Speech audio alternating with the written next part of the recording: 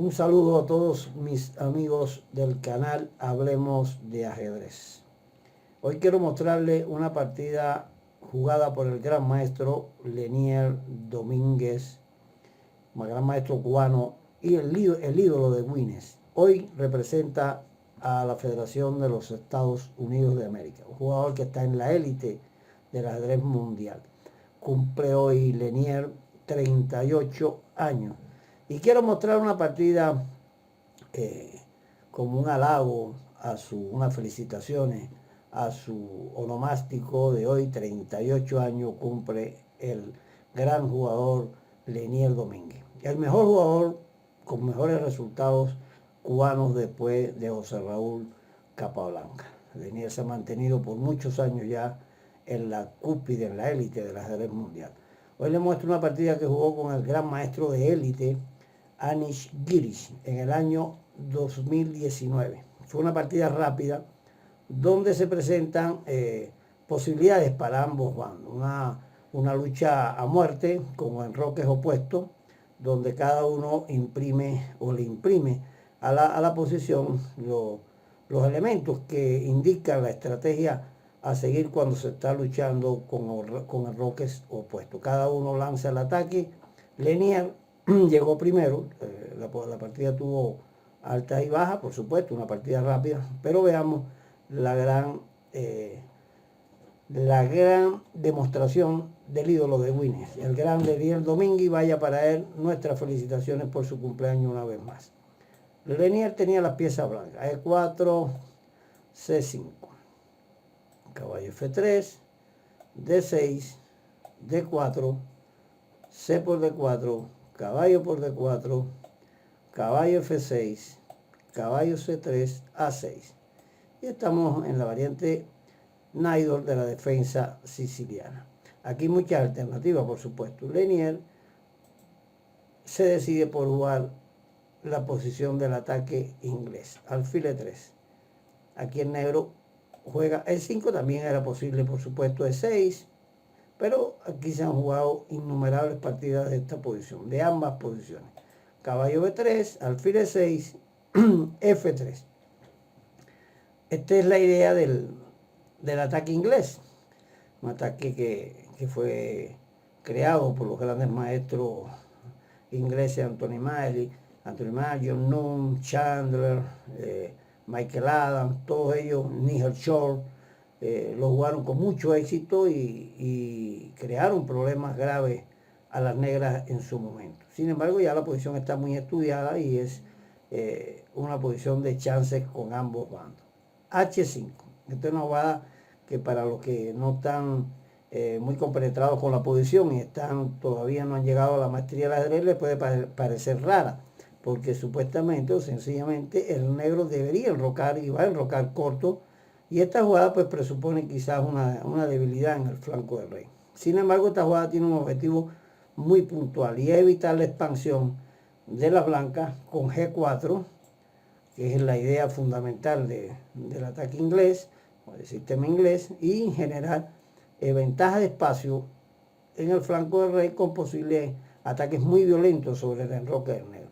El negro acá gana espacio en el flanco del rey, con H5 evita la expansión de la blanca y bueno, se mantiene ahí esperando a que, por supuesto, el rey blanco se enroque largo y empezar el contraataque en ese sector del tablero. Caballo de 5, una jugada lógica, ocupa la casilla fuerte, alfil por, peón por, caballo BD7, dama de 2, G6. Evidentemente, por supuesto, el negro va a desarrollar su alfil por G7 y fíjese que la posición no es tan débil como parecía. Al blanco le va a ser difícil atacar en el flanco de rey, o sea, generar ganancia de espacio con G4.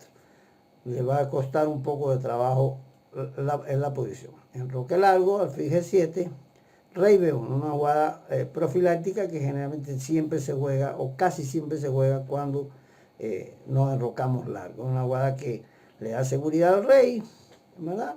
Profiláctica para que para en el futuro haya algún contraataque, algún jaque, alguna idea por la diagonal esta H6, C1.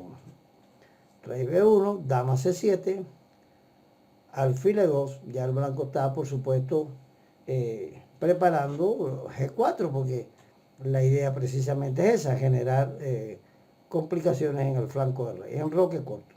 Y aquí aprovecho para dar algunos elementos de la posición. Ya está planteada la lucha, enroque largo contra enroque corto. ¿Qué nos dice la estrategia ajedrecística? ¿Qué nos dicen los elementos ajedrecísticos a tener en cuenta acá? Cuando hay enroques opuestos, pues hay que atacar en el sector donde está el rey del contrario. Hay que generar posibilidades de llegar hasta ese rey. No se debe perder tiempo, no se puede perder tiempo, porque esto es como una carrera.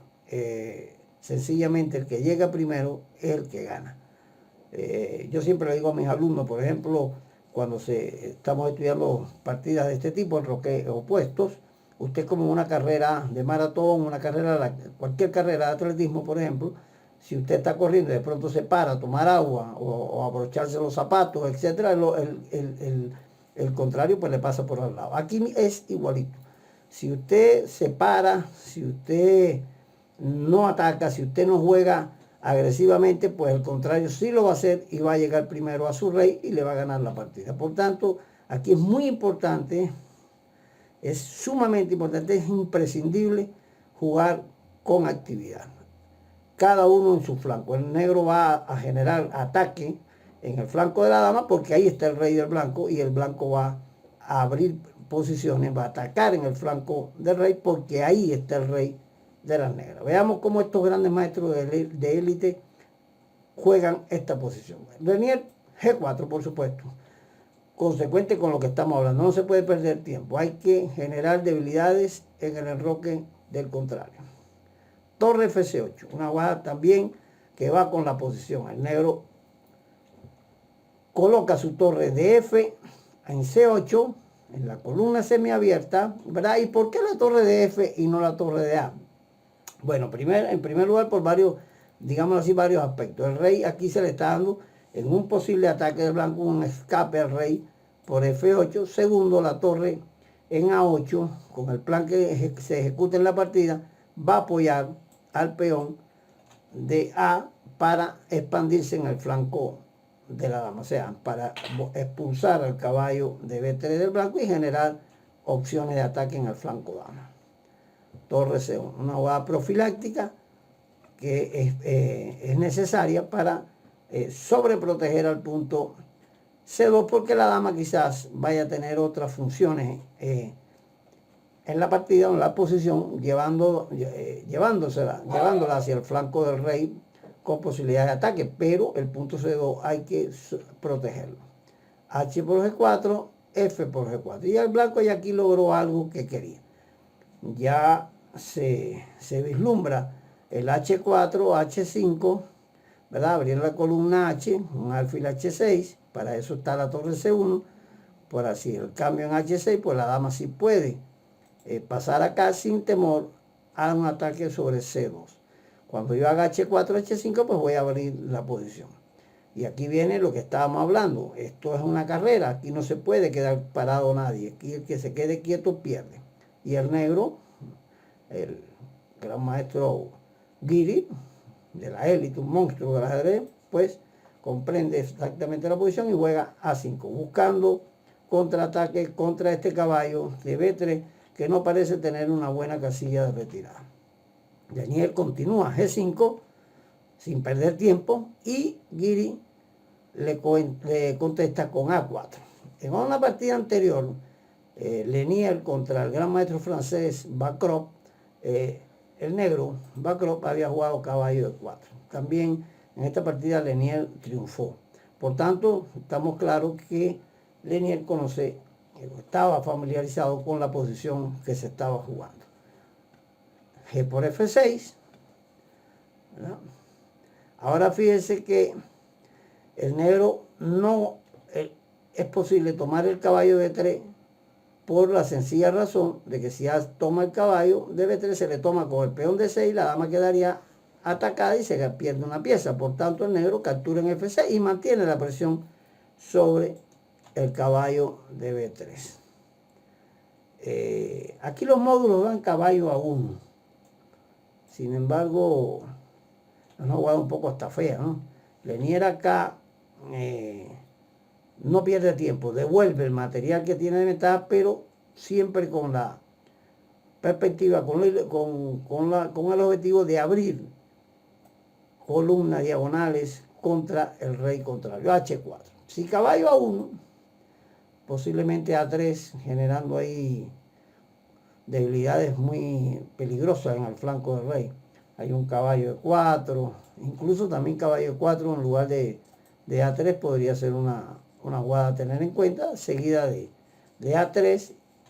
Y cuando vamos a ver, el negro ha tomado la iniciativa en la posición. Y como hemos dicho, esto no es bueno. No se puede perder tiempo, hay que imprimirle velocidad, hay que imprimirle acción a la posición, sin dar tiempo sin dar tiempo, si al contrario, a que se nos monte encima y nos tome la iniciativa. Por eso H4 es una jugada totalmente lógica, muy buena. Yo devuelvo la pieza que tengo de ventaja, pero mantengo la presión y mantengo la iniciativa en el flanco rey. A por B3, C por B3. Toco la dama y gano un tiempecito. Dama de 7 y ahora Lenier hizo torre de C a F1. Una jugada que es buena porque presiona acá en la columna F, pero también que tiene una base estratégica o conceptual muy importante, y es que cuando se está atacando se debe cambiar la menor cantidad de piezas posible. Entonces, si yo permito el cambio de una de mis torres, pues mi ataque se va a debilitar evidentemente, porque la torre no va a participar en la acción. Claro, esto estaría bien también como para las negras, porque las negras también tienen sus posibilidades de ataque en la columna A, y la torre pues les beneficiosa mantener la torre. O sea que aquí hay una lucha, digámoslo así, con posibilidades para ambos bandos. Lo que es bueno para uno también es bueno para el otro. Caballo de 4, buena jugada. Dama de 1, dama C7. Y el negro empieza, fíjense cómo el maestro Guiri no tampoco da chance a que el blanco tome la iniciativa y se monte en la posición. Alfil de 3, lógica, jugada, defiende la casilla C4, ataca el caballo. Caballo C5 y ahora sin perder tiempo, no puedo perder tiempo. Alfil por C5. Dama por C5, dama E4. Aquí la posición está pero súper complicadísima. Y por supuesto, como dijimos al principio, es una partida rápida, con poco tiempo. Me imagino que aquí ya ambos jugadores pues estarían quizás apurados de tiempo. F5, la jugada lógica.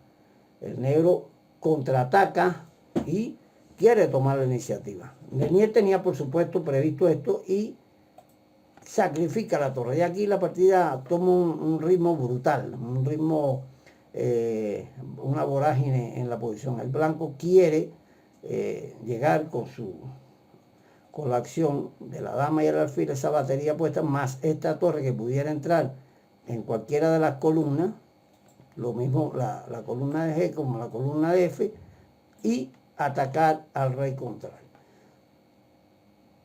Aquí Guiri comete una imprecisión, acepta el regalito griego. Aquí Guiri tenía una jugada interesantísima y era devolverle el regalo a la blanca con torre por A2. ¿Cuál es la idea de un torre por A2? Supongamos que se captura rey por A2, que sería una mala jugada. Torre A8 jaque, rey B1, única, ¿verdad?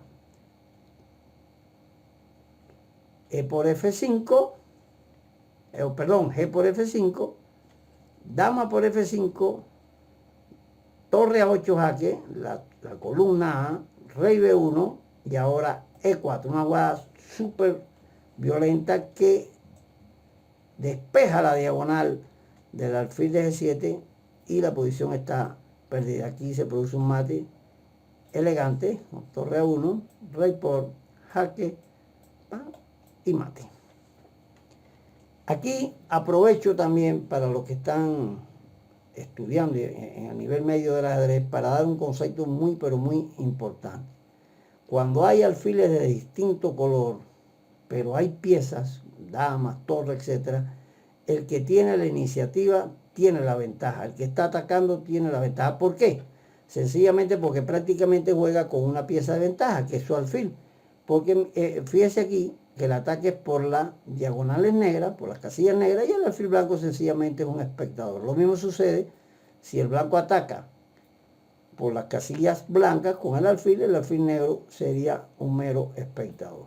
Por tanto, alfiles de distinto color, hay muchas posibilidades de tabla cuando no hay otras piezas en el tablero.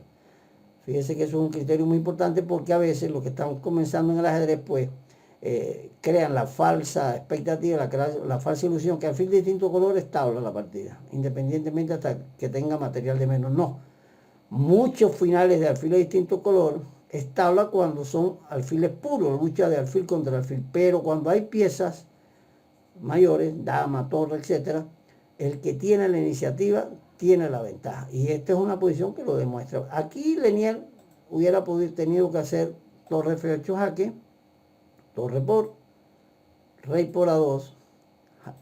Y aquí fíjese torre F4 y el negro pues tiene ventaja evidentemente. ¿Por qué tiene ventaja? Porque tiene la iniciativa y este alfil, y estamos hablando de alfiles de distinto color. Por ejemplo, una variante podría ser dama por G6, E4, jugada muy importante. El negro activa, ¿verdad?, su alfil de casillas negras, ¿verdad?, sacrifica el peón, pero por tal de generar el ataque, aplicando y siendo consecuente con el concepto de que alfiles de distintos colores que tiene la iniciativa tiene la ventaja. Por ejemplo, aquí podría ser alfil por E4, aquí podría venir quizá una jugada así, torre F7, toma, y ahora dama D4 y empieza la presión sobre el punto de B2 y evidentemente el negro tiene ventaja. ¿Por qué tiene ventaja el negro? Por lo que estamos hablando y vuelvo a repetir. Hay que ser repetitivo en esto para sobre todo los jóvenes que están iniciándose y los no tan jóvenes, pero que tienen todavía no han logrado la maestría. Hay que atacar, hay que tener la iniciativa cuando se tienen alfiles de distinto color, pero piezas mayores que los acompañan. Ahí el negro evidentemente tiene la ventaja. Sin embargo, Guiri se engolosinó y capturó en F5. Dama por F5. Fíjense que el blanco, el gran maestro Lenier, ha sacrificado una torre, pero la posición del rey negro es peligrosísima. Torre C7 y ahora otra jugada importantísima, buenísima, torre F1. La amenaza es sencilla, dama H7 mate, le estoy creando un cerco al rey contrario, alfil F8 y ahora empieza el asedio al rey contrario. Dama G6, rey H8, dama H5, rey G8, repite acá, dama G6, jaque, rey H8. Acuérdense que es una partida rápida y ahora torre G1. O sea, cuando le digo una partida rápida, quiere decir que me imagino que ambos jugadores estaban apurados de tiempo y aquí Lenier con estos jaques lo que hizo fue pues ganar algún tiempo en el reloj. Esto es típico cuando hay 6, ¿no? Cuando hay apuro de tiempo, repetir una posición una o dos jugadas para después hacer la que queremos. No vamos a repetir la posición para que sea tabla por jaque perpetuo, sino ganar segundos ahí en el reloj. Ahora la posición, el negro no tiene opciones. Está fea la posición y casi está obligado a capturar en G1. Yo digo casi para no decir está obligado a capturar en G1. ¿Qué podría pasar, por ejemplo, si el negro jugara en lugar de dama por G1, torre G7, por ejemplo?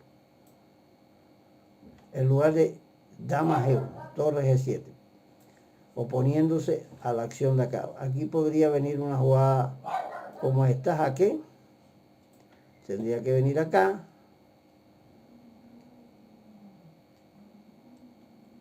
Jaque. Dice que está clavado. Vendría acá y mate. Otra opción sería venir acá, pero aquí el mate está como cantado. Jaque, tendría que venir aquí y mate. Fíjense todas las posibilidades que estamos hablando, y todo esto es posible por alfil de distintos colores. El alfil de casillas negras del negro es un mero espectador.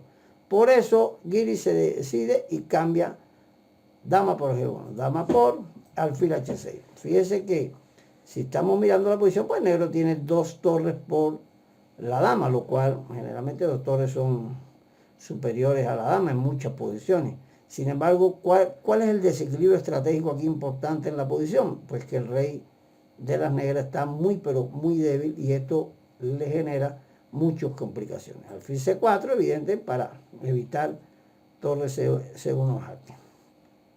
Y ahora el negro hace torre G8. Aquí la jugada que primero le viene a la mente a uno es B5, rompiendo ese bloqueo de la columna 6 para poder entrar acá. Pero aquí viene el elemento que estábamos hablando, el desequilibrio estratégico, que es fundamental en esta posición. ¿Y cuál es? La inseguridad del rey de las piezas negras. El rey negro está muy inseguro y el blanco tiene varias opciones aquí. Una de ellas es dama B6, ¿verdad? Y la posición está completamente perdida. Y la otra también pudiera ser dama G6, donde se pone en evidencia lo que estamos hablando. Por ejemplo, podría venir alfil F4 para mantener la misma presión, pero entonces dama por D6 podría ser una opción, ¿verdad? Toca la torre y por ejemplo, torre acá podría ser jaque. Si viene rey G8, pues D6 y esto se acabó. Y si rey acá, entonces alfil D3. Fíjese la fortaleza de la posición blanca, de los alfiles, lo que estamos hablando, ¿eh? Una posición totalmente perdida, porque el blanco sencillamente puede hacer un A4 y el rey se escapa y los peones del flanco dama cubren perfectamente al rey. Por eso Giri no hizo B5, jugó torre G8. Dama B6, empieza el toque a las piezas torre D7, alfil B5. El blanco quiere capturar la mayor cantidad posible de peones para que le garantice la victoria, ¿verdad? Torre acá y ahora A4, dándole un escape al rey. Torre G6, defendiendo el peón, alfil D3, y sigue dando la diferencia, como poniendo la diferencia en la posición, el alfil de casillas blancas y el alfil negro como un mero espectador. Otro peón más que cae, y ahora muy peligrosa la posición porque los peones estos son terribles aquí. Alfil G7, dama B4, buscando otro más. Torre F4, dama por D6. Torre por H4, un peón que no tiene incidencia ninguna. Dama E7, jaque, rey A2, E4, dándole actividad al alfil de G7 para buscar contrajuego en B2, pero ya la posición está caída porque son demasiados peones. Torre H2, alfil C2 bloqueando, torre C8, y ahora la jugada lógica, rey B1, una única jugada, pero excelente jugada. Aquí el negro ya no tiene opciones. Este peón se va, este peón se va, y no le quedó más remedio que hacer el cambio de las 2 torres por la dama. Quedar con un alfil de ventaja, pero sin peones, y demasiados peones para las blancas, y sobre todo alejados. Es imposible. Y el rey negro en H8, lejos, muy demasiado lejos de la acción fundamental de la partida, que va a ser los peones de flanco dama, sobre todo el de A4, pero también este que va a empujar también. Este final es totalmente perdedor. Rey D3, rey F8, A5, se va el peón, alfil E5 única, el rey activo, rey E7, me voy, A6, única alfil B8, rey C5, rey D7, rey B6, y se acabó la partida. Los peones se le imponen al alfil. Una partida donde el negro pues tuvo la posibilidad de hacer el sacrificio en A2, en contrasacrificio, para buscar la manera de contraatacar y bueno, según el análisis que hicimos, pues quedaba ligeramente mejor, pero había que verla y era una partida rápida, pero una partida que demuestra el talento inmenso del gran maestro cubano-americano, el ídolo de Winnes, Lenier Domínguez. También demuestra que no tiene miedo, que no tiene temor, que se siente a la par de todos estos grandes maestros de élite, que puede jugar, como lo ha demostrado en muchísimas partidas, y sobre todo en este campeonato que ahora finalizó hace pocos días, donde brilló en la modalidad de Fischer y quedó entre los primeros después de la pandemia. Cuando ha empezado el ajedrez presencial, pues Lenier ha tenido un repunte impresionante y ha demostrado que está a la altura de cualquiera, que se puede batir de tú a tú con cualquier jugador de la élite, porque él es uno más de ella. No es solo llegar, sino mantenerse, y el gran Lenier lo ha logrado. Felicitaciones al gran maestro cubano americano, el ídolo de Winnes, por Lenier Domínguez, una vez más.